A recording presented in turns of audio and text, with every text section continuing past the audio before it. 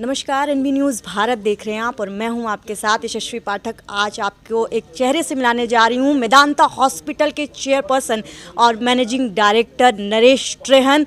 और साथ में आपको बता दूं कि प्रेसिडेंट के पर्सनल सर्जन के रूप में 1991 से काम कर रहे हैं। और साथ ही आपको ये भी बता दूं कि पद्मश्री, पद्म विभूषण जैसे ख्यातियों से नवाजा जा चुका है नरेश ट्रेहन को। और ख़ास तौर पर ये भी बता दूं कि भारतीयों के 50 जो मोस्ट स्ट्रॉन्ग पर्सनैलिटीज़ हैं उनमें 35वां स्थान भी 2017 में मिला था। सर, बहुत स्वागत है आपका।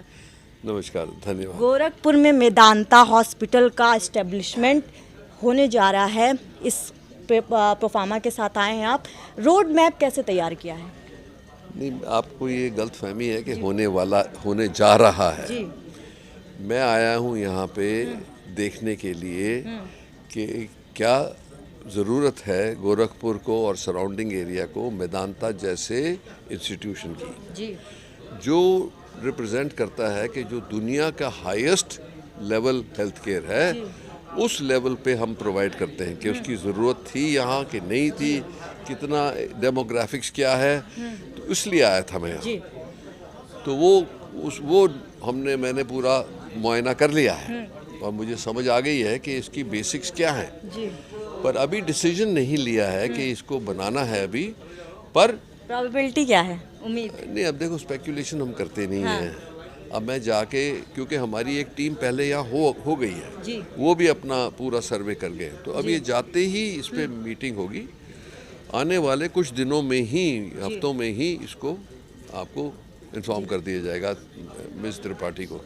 सर, जिस तरीके से मेदांता एक बहुत बड़ा नाम है और नाम के साथ साथ जो क्रेडिबिलिटी आपने जोड़ी है, इन केस अगर, क्योंकि खुशी का मौका, अगर जैसा आप कह रहे हैं कि मुआयना कर लिया है, पॉजिटिविटी के साथ वापस भी जा रहे हैं, और जैसा आपने पीसी में कहा भी कि मैं बहुत पॉजिटिव रहता हूं, तो इस पॉजिटिविटी के साथ मैं ये बात ले रही हूं कि गोरखपुर को एक बहुत बड़ा सौगात मिलने वाला है। उम्मीद रखो, बिल्कुल जी, उम्मीद तो होनी चाहिए, क्योंकि हमारा ये धर्म क्या है, मेरा खुद का लक्ष्य क्या है लाइफ में, कि जो एरियाज़ हैं जहाँ पे ऐसी मेडिसिन उपलब्ध नहीं है जो हर पॉपुलेशन को होनी चाहिए, पर ख़ास करके हमारे हाई एंड की।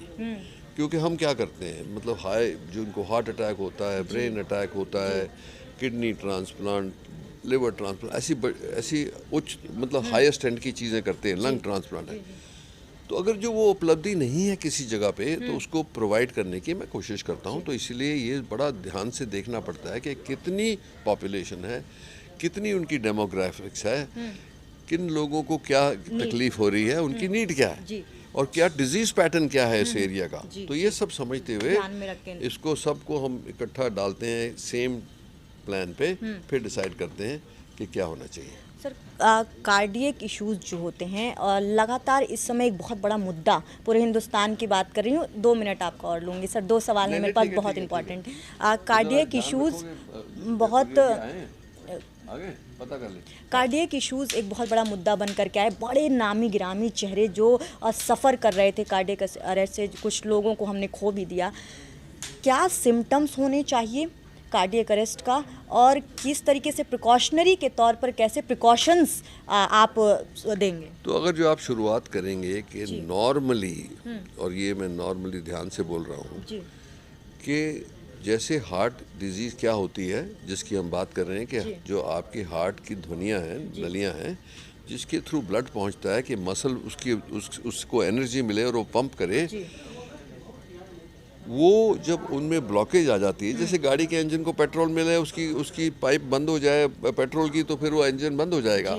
वही हिसाब हार्ट का है कि अगर जो नलियों में ये ब्लॉकेज आ जाए, जो चर्बी होती है वो डिपॉजिट हो जाए, जिसको हम प्लाक कहते हैं, तो आहिस्ते आहिस्ते वो बढ़ता जाता है। और जब एक ऐसी स्टेज पे आता है कि जब उसको पूरा ब्लड नहीं मिल रहा हार्ट को, तो जब आप कुछ भी स्ट्रेस करेंगे तो उसको तकलीफ होनी शुरू बताएगा, जिसको हम एंजाइना कहते हैं। एंजाइना का मतलब ही ये है कि cry of the heart for blood, ठीक है।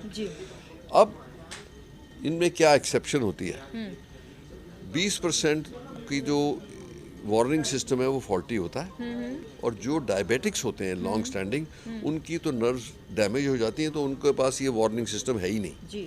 तो उनको छोटे छोटे हार्ट अटैक होते होते जब वो हार्ट 20-25% पे आ जाता है तो सांस फूलने लगता है, तब उनको पता लगता है। जी तो इसका मतलब क्या हुआ? इसका मतलब ये है कि एक तो 25 साल की उम्र तक अगर जो आपकी फैमिली में हार्ट डिजीज़ और डायबिटीज़ की हिस्ट्री है, जिसको हम कहते हैं नो योर जीन्स, जी जैसे मैंने पहले भी बोला, जी। तो उनको करवा लेना चाहिए, तो पता लग जाएगा। अब आप आगे आएंगे साइलेंट हार्ट अटैक, तो मैंने एक तो बताया कि जिनको डायबिटिक्स हैं उनको, और 20% वैसे भी लोगों को फॉल्टी होता है सिस्टम, तो उनको सडनली इरेगुलर हार्ट बीट होके या कोई ब्लॉकेज आर्टरी में आके वो सडन डेथ हो सकती है। जी तो वो जो लोग हैं, और अब तीसरी बात जो अब आई है वो कोविड की वजह से आई है। जी जी कोविड ने एक और भयंकर इशू उठाया है कि हमने देखा है कि जो लोग हॉस्पिटलाइज हुए थे हमारे मेदांता में, पोस्ट सिम्टम्स 20% उन लोगों में कुछ हार्ट के अंदर इन्फ्लेमेशन थी।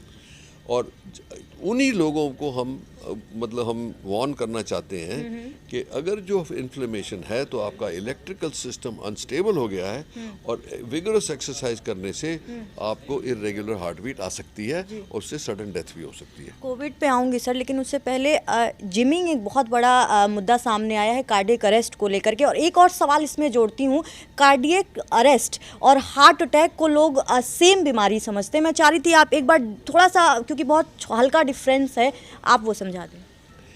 तो कार्डियक अरेस्ट तो वो है कि सडनली हार्ट फेल हो हो जाए। जी। तो मेन मोस्टली रीज़न जो होता है, एक तो इलेक्ट्रिकल सिस्टम में इरेगुलरिटी आ जाए, जिसको वेंट्रिकुलर फिब्रिलेशन कहते हैं।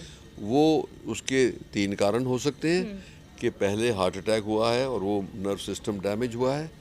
कुछ लोगों को पैदाइशी इरेगुलर हार्ट बीट होती है, उनको हो सकता है। जी। और तीसरा, जिनको के हार्ट अटैक हो सकता है कि बहुत बड़ी आर्टरी सडनली बंद हो, हार्ट अटैक हो और सडनली इरेगुलर बीट हो और वो कोलैप्स हो जाए। जी। तो ये 3 मेन कारण हैं। वो तो पहले था, अब जो मैंने कोविड के बारे में बताया उसको वो एडिशनल है। जी। तो मेन चीज़ ये है कि मैकेनिज्म इलेक्ट्रिकल एक्टिविटी, जैसे हार्ट जो है वो क्लॉक वर्क की तरह चलता है, वो ऐसे ऐसे ऐसे ऐसे जो बिल्कुल स्टेडी चलता है। जी। अगर जो उसका जो टाइमिंग देने वाली नर्व्स हैं उसमें डैमेज आ जाए, तो वो फिर ऐसे करने की जगह वो ऐसे ऐसे होने लगता है सडनली, और जब ऐसे होगा तो फिर वो ब्लड पंप नहीं होगा ब्रेन को, तो बंदा कोलैप्स हो जाएगा। That is sudden cardiac. Heart attack वो है कि जब slowly slowly slowly slowly heart की नलियों में रुकावट आ रही है। एक दिन ऐसा आता है कि एक आर्टरी में वो पूरा क्लॉट बन जाए और वो बंद हो गई, तो उस टाइम हार्ट अटैक होता है, जिसमें हार्ट डैमेज हो पर बंदा ऊपर नहीं गया, तो वो हार्ट अटैक लिमिटेड होता है। सर, कोविड इन्फॉर्मेशन की आप बात कर रहे थे, दिल जिनके कमज़ोर हो गए हैं कोविड के, पोस्ट कोविड के बाद, अब क्योंकि कोरोना वापस से फिर से अपने पांव फैला रहे हैं, तो किस तरीके से उनको एक प्रिकॉशनरी के तौर पर क्या अभी उनको करना चाहिए? देखो, अपना चेकअप ज़रूर कराना चाहिए। पहले तो वैसे ही मैंने बोला कि जिनकी फैमिली हिस्ट्री है वो 25 साल तक कराएं, जिनकी नहीं है 30 ईयर्स तक पता होना चाहिए। जिमिंग करने से पहले सबको कराना चाहिए जी। क्योंकि आप सडनली उस पर स्ट्रेन डाल रहे हो, तो आपको पता लग जाए कि भाई मैं कितना मैं सेफ हूँगा नहीं। और जिनको कोविड हुआ है उसको विगरस एक्सरसाइज करने से पहले ज़रूर अपना चेकअप कराना चाहिए। सुन रहे थे डॉक्टर नरेश त्रेहान को, जैसा इन्होंने कहा कि अगर आप जिमिंग करते हैं, क्योंकि ये जिमिंग का मुद्दा बहुत सामने आया, हर एज ग्रुप के लोग आजकल जिमिंग पर ध्यान दे रहे हैं, तो उससे पहले अपना जो हार्ट का ख्याल ज़रूर रखें, दिल का ख्याल रखें, अपना चेकअप कराएं कि आपके हार्ट की क्या कैपेसिटी है। और दूसरी तरफ अगर आप कोविड के बाद आप अपना दिल का चेकअप नहीं कराएं तो ज़रूर कराएं, क्योंकि precaution is better than cure.